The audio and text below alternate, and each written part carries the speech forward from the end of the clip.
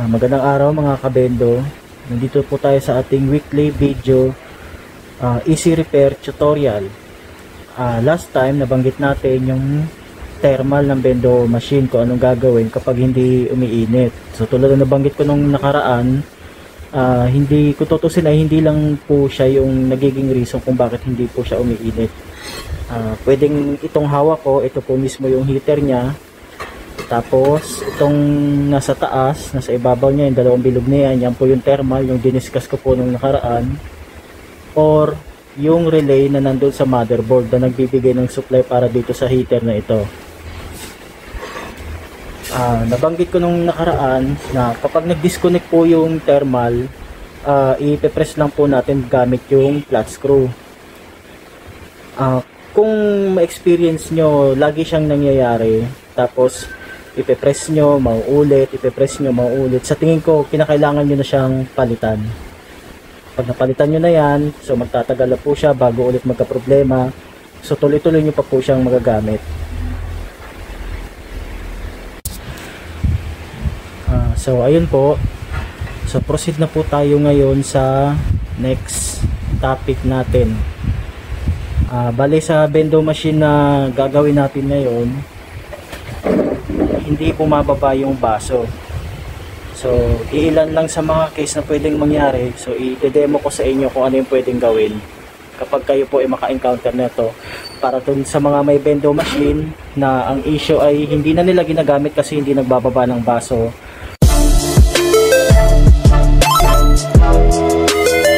Doon sa mga may balak bumili ng bendo machine, makakatulong sa inyo to in case na magkaroon kayo ng ganitong problem. Easy remedy lang po siya. O di kaya sa may mga bendo machine na hindi na ginamit dahil sa ganito yung problem, so pwede rin to makatulong sa inyo. At saka sa mga may mga bendo machine na nasa malalayong lugar, pwede nyo rin po itong panoorin. Ayan, so ito po yung bendo machine natin. So ang problem daw nito ay hindi nagbababa ng baso. So try natin. Insert tayo. Tapos select tayo edit flavor. Try po natin siya. So walang binaba nga na baso. So ano nangyari? May lumalabas sa tubig, hindi niya nasasalo.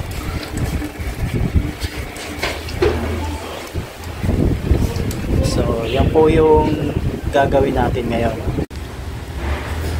So ayun na nga mga kabendo, tinesting natin yung bendo machine. Nag-try tayo mag-dispense pero tubig lang yung nilabas niya, hindi binaba yung baso. So check natin yung loob ng bendo machine. Yan, nilagyan ko na siya ng isang baso para lang ma-testing. So kung maka-encounter kayo ng ganon, pwede nyo rin siyang yan, pwede nyo rin itong gawin, i-cap test nyo siya. Pindutin nyo itong mode switch, tapos cap dispensing testing. Yan, nakikita nyo. So bumaba naman siya pero sa isang baso lang.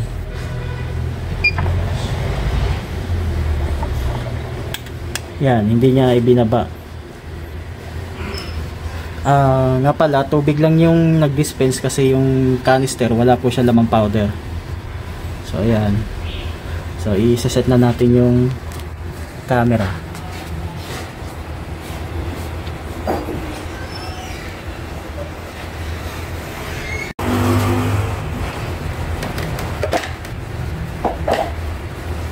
So ayan, babaklasin po natin yung bendo machine.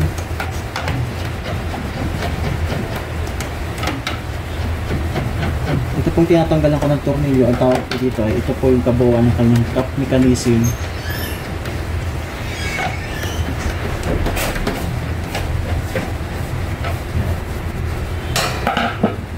Tanggalin na yung mga tornilyo. Yan.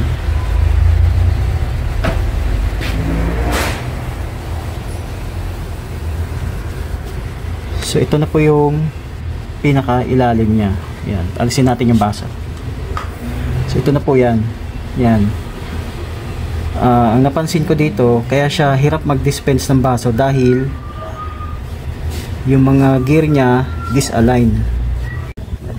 yung mga gear na yan, mga kabendo, yan po yung gear for holding cup.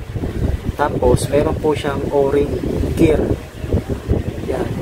Tapos meron po siyang connector. Ito po yung actuator niya.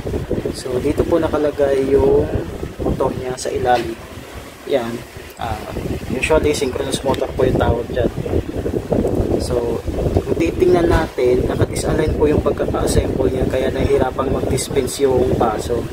Pwede kasing ang nangyari, yung baso na ginamit nila malambot, pag nababasa nagdidikit-dikit or deform, tuklap, basta na, kung hindi okay yung quality ng baso, minsan may epekto rin siya dito. Kasi kapag yung baso na-stuck na po siya dito, so may sumunod pa na nag-dispense, hanggang hindi naaalis yun, may ipit at may ipit po siya dito sa parting yan. So ngayon ang nangyayari, hindi na po siya nakakaikot dahil na-stuck na yung baso, pero ito pilit na gumagalaw hanggang sa madiskaril na po yan, nawawala na po siya sa tamang alignment. So ang gagawin natin, i-re-realign po natin itong mga gear na ito. Yan, ito itsura niya sa ilalim. Yan. So ito. So kung titingnan nyo po ng maigi, ito po yung itsura niya sa malapitan. Yan. So pag umikot po yan, yung gatla na yan, yung space na yan, dyan po dumadaan yung baso, dyan po siya bumababa. So ito po yung itsura niya. Yan. Ito po. Yung nasa kanan, yan po yung upper side. Yung nasa kaliwa, yan po yung lower side. So ang gagawin natin, ganito nyo po siya ipoposition. So ito po yung upper side, ito po yung lower side. Ganyan po siya. Ganyan nyo po siya ipoposition. Yan. So lahat ng upper side nakatapat po sa butas na dinadaanan ng baso.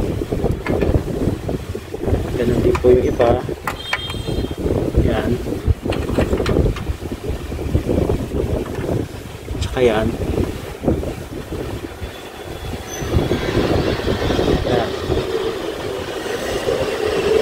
Tapos yan.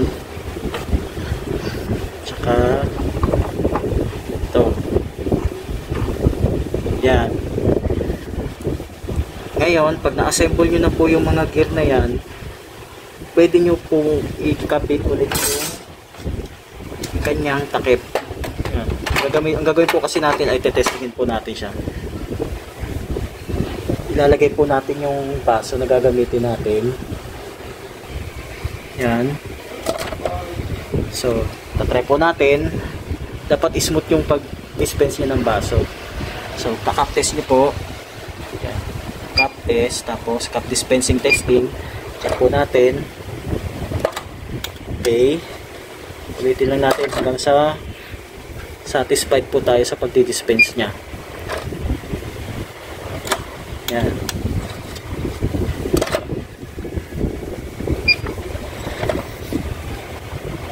So, inulit po natin siya ng 3 beses. So, smooth naman yung pagdi-dispense niya ng baso. So ayan po mga kabendo, tapos na tayong mag-assemble ng ating gear for holding cup. So na-realign na po natin yung yung mga gear. So solve na po yung problem niya.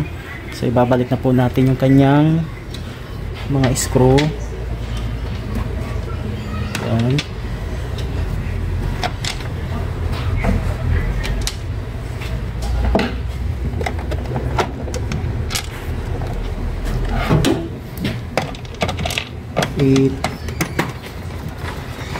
Tightening na po natin siya kasi tapos na po yung assembly natin.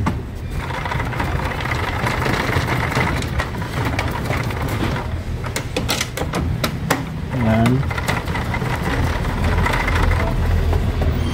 Kung mapapansin nyo, wala po siyang nakalagay na wire. Yan po yung cap sensor niya. Sinadya ko po siya talagang alisin kasi kapag ikakabit po natin yung wire dyan, mag-error po yung bendo. So magkakaroon tayo ng disturbance sa sa pagde-demo. Yan. So balik na natin to. So lagyan po natin siya ng isang baso. Yan. Tsaka yung holding cup niya at itong coin box kasi magte-testing tayo. So yung bendo machine natin wala po siyang powder. So ang purpose lang natin ay matesting yung pagdi-dispense ng baso niya. So isasarado po natin. So insert po tayo ng coin. So just kahit saan dito, matesting lang natin kung nagdi-dispense po ba siya ng baso. So ayan, nag-dispense po siya ng baso. So ayan na po. Okay na po yung bendo machine natin. Pwede nyo po siyang ulitin ng mga 2 to 3 times or more than, para lang ma-check nyo kung smooth na talaga siya, okay na siya. So pagka ganon, pwede nyo na pong gamitin ng tuloy-tuloy yung bendo machine. So mga kabendo, ayan na po, tapos na po yung demo natin today. So sana nakatulong sa inyo yung video na to. So see you on the next video mga kabendo.